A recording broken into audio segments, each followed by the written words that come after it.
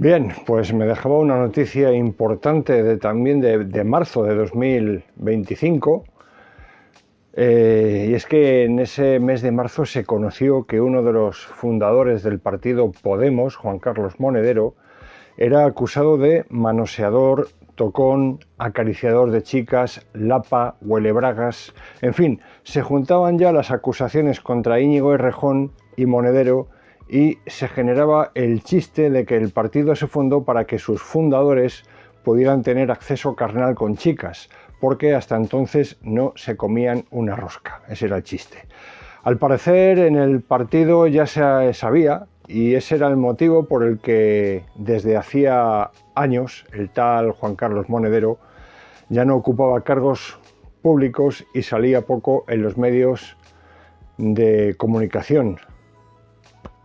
Así fue. Monedero aseguró que llevaba 12 años sufriendo denuncias falsas. Por otra parte, un periodista le dijo a la ministra de Trabajo, Yolanda Díaz, Lady Paro, que cada día estaba más guapa y se sintió muy ofendida y trascendió a todos los medios de comunicación. Y es que lo de esta señora no tiene desperdicio. El gobierno, por su parte, propuso la condonación de la deuda de las comunidades autónomas, lo que significa básicamente que la deuda pasa de ser asumida por el Estado para que contablemente la comunidad autónoma más trituradora de dinero, más ladrona y más dilapidadora, que es Cataluña, quede limpia contablemente, es decir, que los españolitos seguimos igual, seguimos siendo pobres, seguimos debiendo dinero, pero no en nombre de la comunidad autónoma, sino en nombre del Estado. Y a nivel internacional, pues en ese mes de marzo también la OTAN y la Unión Europea afirmaron que todos los países occidentales deben invertir mayor parte del presupuesto en defensa. Una consigna que España, liderada por Pedro Sánchez, se negó a cumplir. Y llegamos al mes de abril de 2025 y de este mes cabe destacar la muerte del Papa Francisco. El argentino Jorge Mario Bergoglio, el mal llamado Papa de los pobres, fallecía tras una enfermedad en el aparato respiratorio. Digo mal llamado porque hablaban de él como si fuera el único papa, el único presbítero que se ocupaba por los pobres, como si sus antecesores odiaran a los pobres. Lo cierto y verdad es que a quienes mejor oí hablar de Bergoglio fue precisamente a los que no tenían fe católica, lo que me hacía pensar que no estaba haciendo las cosas del todo bien, no estaba llevando un buen pontificado. Para mí inicialmente fue una gran ilusión tener un papa hispanoamericano, sin embargo llegó a pedir perdón por la conquista de América, no sé en calidad de qué, puesto que la conquista de América y la evangelización de América corresponde principalmente a la nación española a la que mostró muy poco cariño. En tal sentido, se negó a viajar a España porque decía que no había paz, refiriéndose al conflicto de nivel político creado por los separatistas catalanes y que casi nos lleva a una guerra civil en el año 2017. No sé si será por ello que quienes eran muy devotos de ese papa y que eran anticatólicos, como los parlamentarios acólitos de Pedro Sánchez, votaron a favor del indulto de golpistas y de la amnistía posterior. Sus gestos, los del Papa Francisco, han producido ambigüedad en las normas esenciales de la práctica católica e incluso ha habido sacerdotes que se han jugado su ministerio y su posibilidad de celebrar la misa por sus abiertas críticas al Papa, al que han llegado a calificar de hereje. Hay que rezar para que Francisco vaya al cielo, o el Espíritu Santo está muy atento, o decidirían los cardenales que Bergoglio fue situando para asegurar el voto a un sucesor de su gusto. Su gran legado el legado del Papa Francisco fue la pérdida masiva de fieles que nadie recuperó para la fe en una iglesia que se ha convertido en una ONG, o que, como sucede en Europa o América, se convierten a la religión evangélica, que como nos está comiendo la tostada, podríamos decir, respecto de los evangélicos. Muchos admiran su humildad, la de Francisco. Yo quiero afirmar que no he conocido a ningún argentino humilde. Y el Papa era argentino. Todos tienen un ego más grande que una catedral. Era tan humilde que ni siquiera quiso ser enterrado con el resto de papas en la Basílica de San Pedro, sino que pidió ser sepultado en la iglesia de Santa María la Mayor de Roma. Papa Francisco, descanse en paz. Y fue igualmente en este mes de abril de 2025 cuando el futbolista Dani Alves quedó en libertad. Estaba preso en cárcel en preventivo por falta de pruebas y presunción de inocencia frente a una acusación de violación, y fue en esos días cuando la ministra o vicepresidenta del gobierno, Chusita Montero, María Jesús, la verdurera, la que según unos amigos me dicen que tiene pinta de ser la madame de un club de Melilla. Yo no estoy nunca en Melilla ni en un club, con lo cual no sé cómo son las madames de los clubs de Melilla. Bueno, pues María Jesús Montero decía sentir vergüenza porque en este país, en España, pronunciar la palabra España les da urticaria, entonces dicen en este país, prevalece la presunción de inocencia frente a la denuncia de una mujer. Tócate los cojones. La demócrata que dice que es una vergüenza que frente a la denuncia de una mujer prevalezca la presunción de inocencia. El día 28 de abril de 2025 se produjo un apagón de suministro eléctrico a nivel nacional que tardó más de 12 horas en solucionarse y que provocó cuantiosas pérdidas materiales, algunas vidas humanas entre 5 y 10, según las fuentes, por motivo de falta de respiradores artificiales. Este hecho dejó en evidencia nuestra vulnerabilidad, dejó en evidencia que no podemos confiar solo en la energía solar o eólica, que se precisa un gran respaldo de centrales nucleares. También dejó en evidencia a las furcias mediáticas que, sabiendo responsable al gobierno, hablaban no de apagón, sino de España en modo avión y de otras mongoladas que ya desarrollé en los vídeos que publiqué aquellos días sobre las salidas ciclistas y los comentarios de actualidad. El presidente del gobierno, Pedro Sánchez, hubo de dar las gracias públicamente a los estados vecinos de Francia y Marruecos que nos derivaron parte de su energía eléctrica para el reinicio de nuestra red.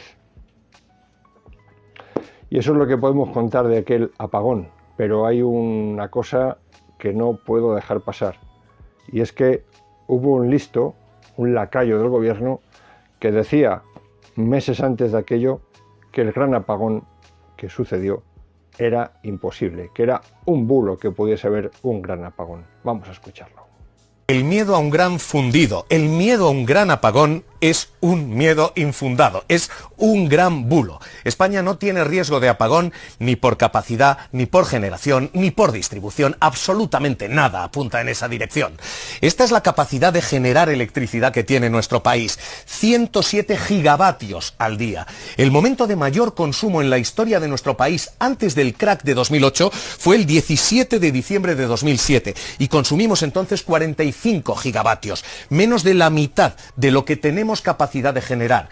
Ni siquiera en Filomena, 42 gigavatios, consumimos la mitad, así que nuestras centrales generan el doble de lo que somos capaces de consumir cualquier día. No hay un riesgo de colapso de nuestra generación, como tampoco hay un riesgo de que colapsen las nucleares. Incluso si eso pasara, este es el mix energético de nuestro país. En nuestro país cada día entran al sistema 10 fuentes de energía diferentes. Si las nucleares se apagaran mañana, como ha amenazado alguna eléctrica, al margen de que los responsables de esto irían primero a la cárcel y después a la ruina, incluso si desaparece esto, todavía nos quedan la hidráulica, la eólica, la solar fotovoltaica, otras renovables, las turbinas combinadas y los ciclos de gas. Todo esto hace también imposible eso. La diversificación impide el gran apagón. Es mentira que no tengamos capacidad, es mentira que no estemos diversificados y sobre todo es mentira que seamos Austria. Este es el problema de Austria. Austria depende de los gases que vende Rusia. Toda esta es la red de distribución de Rusia y Rusia está intentando impulsar esto, un gaseoducto que no pase por Ucrania para no pagar el peaje que le cuesta. Nosotros no estamos en esa situación. A nosotros nos inyecta el gas Argelia. Entra en 7 regasificadoras. Hay tanqueros que nos abastecen, así que tampoco tenemos el problema ruso. Es más, nuestro país tiene una obligación legal de guardar 40 días de reserva estratégica de gas para generar electricidad. 40. En Filomena, durante todo el temporal, gastamos 2. Así que no, tampoco tenemos el riesgo geoestratégico. Es mentira que no tengamos capacidad, es mentira que no tengamos diversificación y es mentira que dependamos de Rusia. Todo es un gran bulo, todo este fundido es un infundio y habrá que preguntarse por parte de quién. ¿Qué eléctricas tienen interés en amenazar con un gran apagón? ¿Qué partidos políticos tienen interés en desestabilizar todo esto?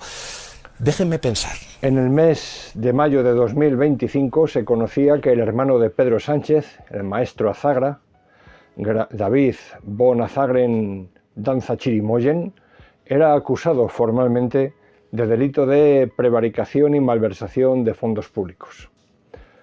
Por su parte, la hermana de la activista Ana Pardo de Vera también quedó imputada por contratar para Renfe a gente que no acude a trabajar a su puesto de trabajo. Y todo esto, además, lo de la hermana de Ana Pardo de Vera, en el contexto de los crímenes perpetrados por Ábalos y la mafia del Peugeot. En este mes de mayo, el cónclave, los cardenales de Roma, elegía como nuevo papa al cardenal estadounidense Robert Francis Prevost, con el nombre de León XIV. Todo un desconocido para mí, que solo yo apostaba por el cardenal Robert Sharad, el negro, el africano. Pero bueno, salió Prevost y habrá que rezar para que sea un buen papa y que el Señor le ilumine el camino recto. Aunque no me quiero hacer ilusiones, parece que está corrigiendo el rumbo de la nave de San Pedro en la buena dirección, ya veremos. En cuanto al Festival de Eurovisión en mayo de 2025, pues este año, en vez de llevar a la zorra, me refiero a la canción esa de Zorra, llevamos a la diva Melody, pero poco nos valió la trabajada actuación de esta joven en un festival político. Debemos recordar que en este festival participan naciones o países que no son europeos, como es el caso de Israel o Georgia, aunque claramente pertenecen a lo que se conocía en la EGB como Asia Menor o como los anglos definen como Oriente Próximo. Sin embargo, en este festival no dejan participar a países europeos como por ejemplo Rusia. En fin, ¿qué le vamos a hacer? Eurovisión, pues una caca de entretenimiento, pero bueno, que la gente quiere hablar de ello y pues contamos la noticia de lo que fue el Festival de Eurovisión, a mi juicio. Y ya nos metemos en el mes de junio de 2025. En ese mes de junio se conocía la existencia del reconocimiento internacional de una Federación Vasca de Pelota Mano frente a la ya existente Federación Española de Pelota Mano. O sea, se creaba una Federación Internacional Vasca fuera de la Federación Española. metafísicamente difícil de entender. Como resultado de esta aberración, se produjo una competición oficial celebrada en la vizcaína población de Guernica, en la que se enfrentaron España contra Euskadi, es decir, españoles contra españoles, y en el que la divina providencia quiso que ganara España y perdiera Euskadi, con lo cual los malnacidos dirigentes del PNV, el Partido de los Negocios Vascos, que asistieron a aquel enfrentamiento, creo que era en la final de cesta punta femenina, tuvieron que poner en la megafonía durante la entrega de las medallas el himno nacional, con un extraordinario cabreo para estos dirigentes del PNV, que recuerdan aquella falsedad que dicen que cuando Jesse Owens ganó las medallas en los Juegos Olímpicos de Berlín, por ser negro, Hitler se iba del palco de autoridades para no verlo. Pues a estos les faltó hacer lo mismo, pero al contrario, Hitler es mentira que se fuera del palco de autoridades. Es más, decía Jesse Owens que Hitler bajó a felicitarle, que le estrechó la mano, le dio la enhorabuena como uno más. Y le decían a Jesse Owens, pero eso no parece que fuese así. Y dice Jesse Owens, pues sí, fue así. Hitler me dio la mano y me dio la enhorabuena. Dice, donde me sentí realmente marginado fue a la vuelta de los Juegos Olímpicos de Berlín, cuando en Estados Unidos me tenía que sentar en los asientos del autobús dedicados o destinados a los negros, porque había otros asientos mejores destinados a los blancos. Bueno, pues eso es lo que podemos contar de la pelota vasca y de la Federación Vasca de Pelota. En este mes de junio también de 2025 se conoció el ingreso en prisión como preso preventivo de Super Santos Cerdán, el secretario de organización del PUTISOE. Santos lo tenía jodido para ir a la playa ese verano, pero ya le dijeron que si estaba calladito, seguramente las navidades las pasaría en su casa. A resultas de lo cual, los conocidos integrantes de aquel Peugeot 307, en el que viajaban y hacían campaña con Pedro Sánchez el tal Koldo García Izaguirre, el tal José Luis Ábalos, el tal Super Santos Cerdán, están todos imputados salvo el citado Sánchez. Casualmente, en el matrimonio presidencial, la cónyuge, Begoña Gómez, también está imputada. Incluso dicen que pentaimputada, 5 delitos la imputan, pero no el esposo.